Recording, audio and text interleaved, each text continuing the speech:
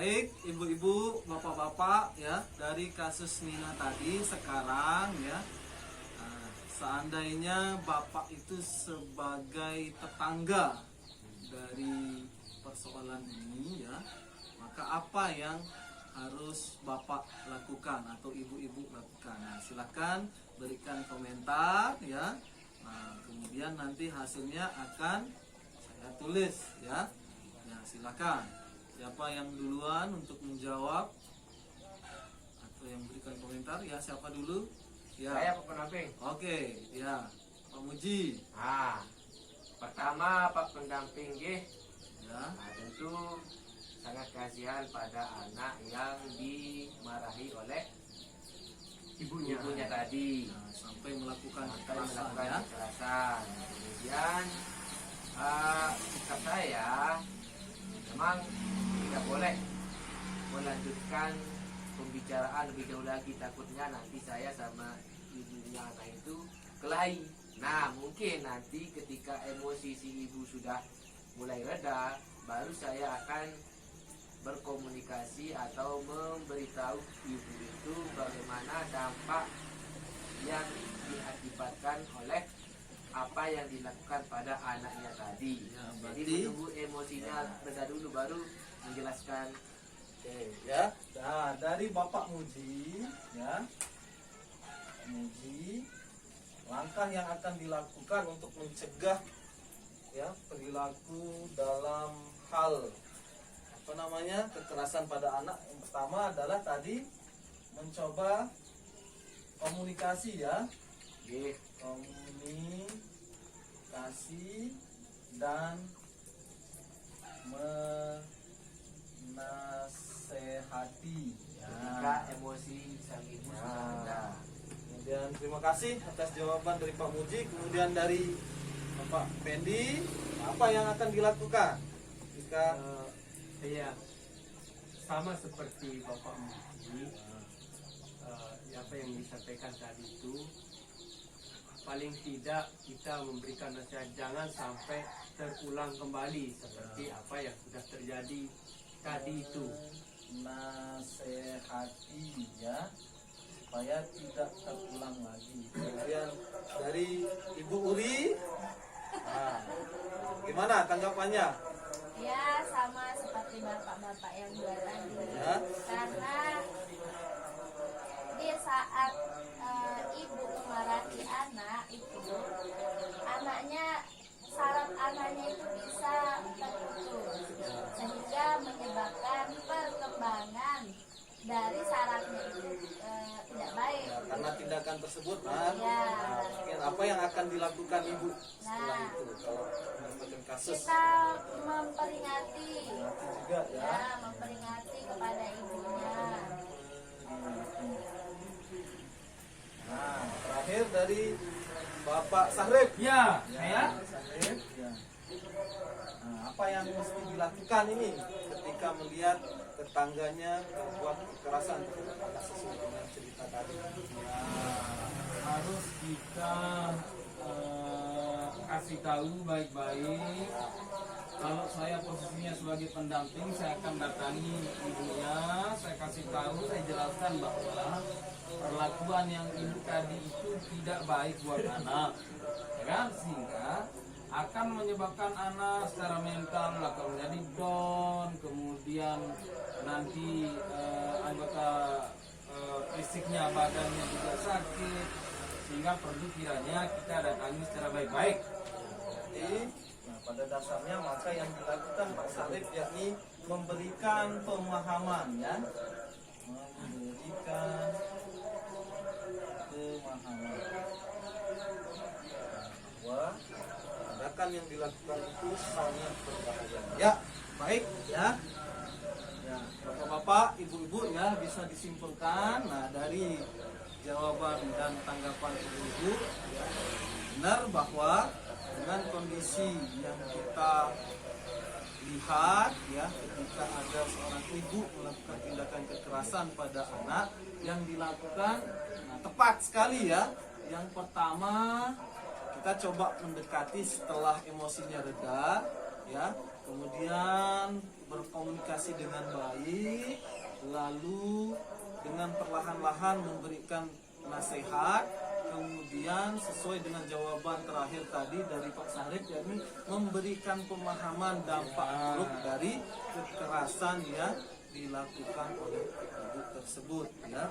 Nah itu, nah selanjutnya untuk lebih jelas lagi ini ya akan ada film yang akan kita saksikan.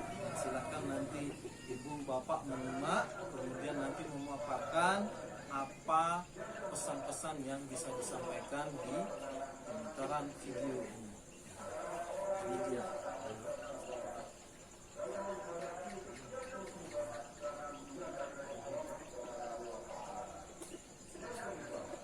Oke, simak.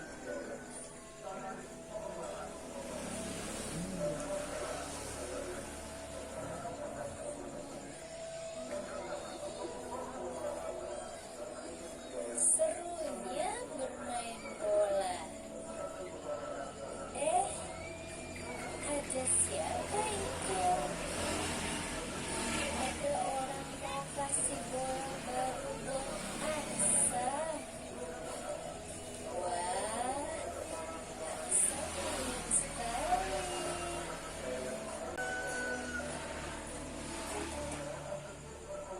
Oke, ibu-ibu, bapak-bapak ya. Ini kita sudah melihat tayangan film ya tentang si Aska. Nah, dari film tersebut bagaimana tanggapan bapak-bapak dan ibu-ibu sekalian? Silakan. Ya, nah, silakan. Saya Iya, ya. Sarip. Jadi dengan video yang sudah kita tonton tadi bersama ini adalah itu yang harus kita berikan contoh terhadap anak kita masing-masing. Misalkan kalau anak kita mau disentuh oleh orang lain yang tidak dikenal oleh anak kita, maka kita harus memberikan pemahaman bahwa harus kita lari. Nah, kemudian teriak, artinya jangan takut untuk berteriak kepada siapa saja di sekeliling kita. Nah itu yang harus kita jelaskan terhadap anak-anak kita di rumah agar mereka terhindar dari hal-hal yang tidak kita inginkan. Begitu Bapak pendamping. Nah, terima kasih, tepuk tangan atas jawaban dari Pak Sarip. Ada lagi, Ibu? Ya, silakan Ibu. Ya, jadi kita memperingati anak supaya dia bisa menjaga dirinya dengan baik terhadap orang asing yang ada yang mau jahat sama dia.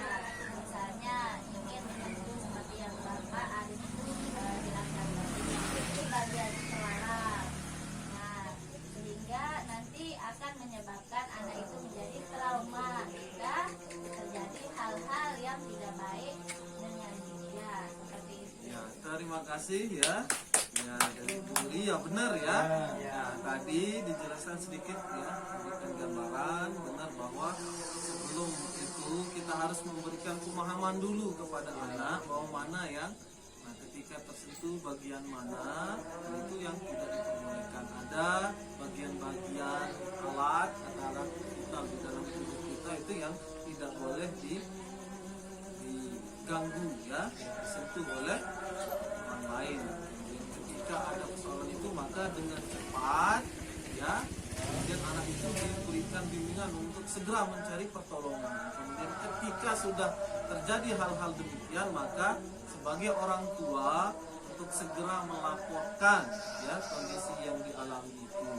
Oke, ya selanjutnya ya dari hal yang demikian maka ada beberapa cara ya pencegahan kekerasan dalam keluarga dan masyarakat. Nah, di sini ya di chat ini ya beberapa cara dari pencegahan kekerasan di dalam keluarga. Yang pertama, memahami tubuh kembang anak. Nah, secara sebagai orang tua kita harus tetap ya tentang bagaimana melihat perkembangan usia ya dari anak kemudian menjadi pendengar yang baik, anak sebagai teman untuk berdiskusi.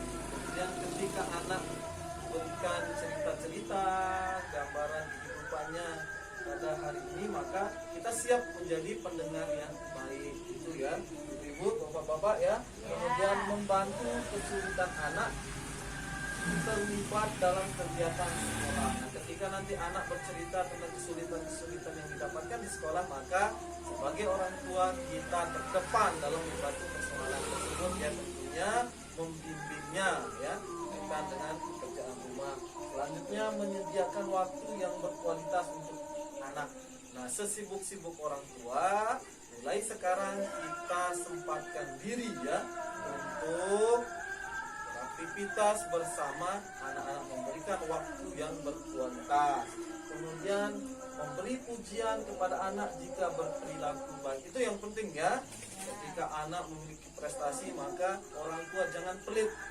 Jangan pelit dalam artian bahwa selalu kita berikan pujian kepada anak ya.